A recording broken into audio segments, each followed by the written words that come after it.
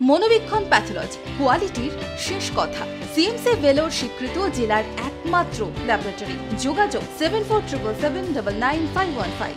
Banner, festoon, বিজ্ঞাপনের যন্ত্রণায় রোগাক্রান্ত হচ্ছে গাছ, সেই সঙ্গে নষ্ট হচ্ছে সৌন্দর্য। এখন শহর বহরমপুরেও বাড়ছে গাছের যন্ত্রণা। নজরে রানীবাগান এলাকা। সাধারণ মানুষ কি বলছেন, পৌর প্রশাসকই বা কি বলছেন, দেখুন বিশেষ প্রতিবেদন। মনমোহিনী কেনাকাটার বস্ত্র বিপণী। মনমোহিনী শুধু চোখই টানে না, মনও টানে। মনমোহিনী, বহরমপুর, মালদা, বোলপুর।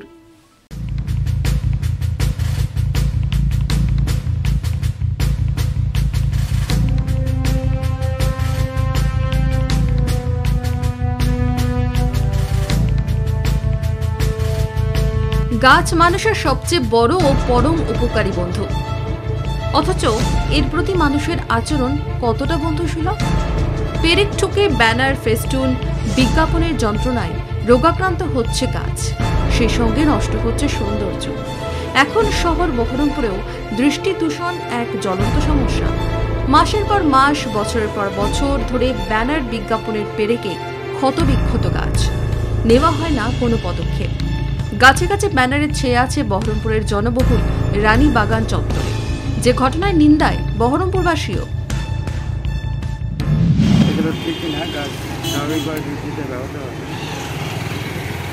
চারিদিকে জঙ্গলে ঢেকেই গেছে, এত ফেস্টুন, এত সাইনবোর্ড বলে বলা গেছে, তারপরে বিভিন্ন রকম বিজ্ঞাপন, এগুলো ঠিক।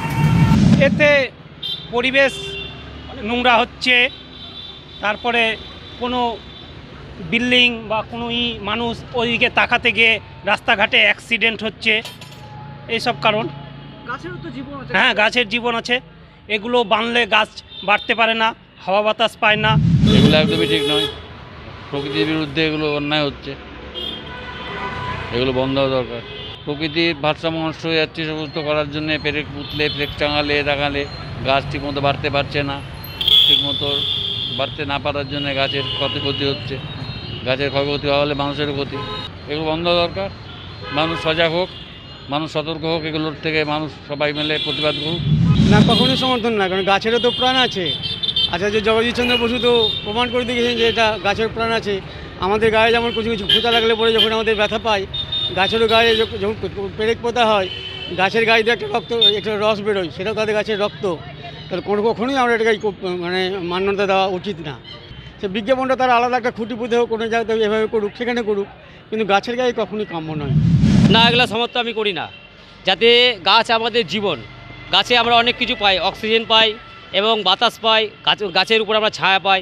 এটা যারা টাঙিয়েছে ব্যানারগুলো, সেটা তারা অপরাধ করেছে। আমি চাইবো যে এগুলো না টাঙানোই সবচেয়ে ভালো হবে। কতদিনকার পুরনো ব্যানার থাকছে, সেগুলো ধরুন খুলে খুলে পড়ে যাচ্ছে, মানুষের মাথায় পড়তে পারে এবং মানুষ খাম হয়ে যেতে পারে। এর জন্য আমি বলতে চাইছি যে ব্যানারগুলো একদম যেন না টাঙায় গাছের উপরে। এর আগেও বহুবার গাছে গাছে ব্যানার, পোস্টারের ছয়লাভ ইস্যুতে সাধারণ মানুষের কথা তুলে ধরেছি আমরা। পরিবেশবিদরাও আশঙ্কা করেছেন, এমন হতে থাকলে ক্ষতি হবে পরিবেশেরই, ভবিষ্যৎ প্রজন্ম সংকটের মুখে পড়বে। যদিও এসবের পরেও কেন তৎপরতা চোখে পড়ছে না? শহরকে সুন্দর রাখার দায়িত্ব বহরমপুর পৌরসভার কাঁধে। ব্যবসায়ী থেকে বিজ্ঞাপনদাতা বা বিভিন্ন প্রতিষ্ঠানের এই বিজ্ঞাপনের চমক থেকে গাছগুলি কিভাবে বাঁচিয়ে রাখা যায়, সেক্ষেত্রে কোনো বিকল্প ব্যবস্থা কি আগামী দিনে নেওয়া হবে? যদিও বহরমপুর পৌরসভার প্রশাসক আশ্বাস দিয়েছেন, গাছ বাঁচাতে উল্লেখযোগ্য পদক্ষেপ নেওয়া হবে। অবশ্যই আমার নজরেও পড়েছে, গোটা শহরে অনেকে সাধারণ ব্যবসায়িক থেকে বিভিন্ন অ্যাড এজেন্সি, বিভিন্ন প্রতিষ্ঠান, তারা নিজেদের সুবিধার্থে এই গাছগুলোকে শেষ করছে এবং তাতে পরিবেশ ভারসাম্য হারাচ্ছে।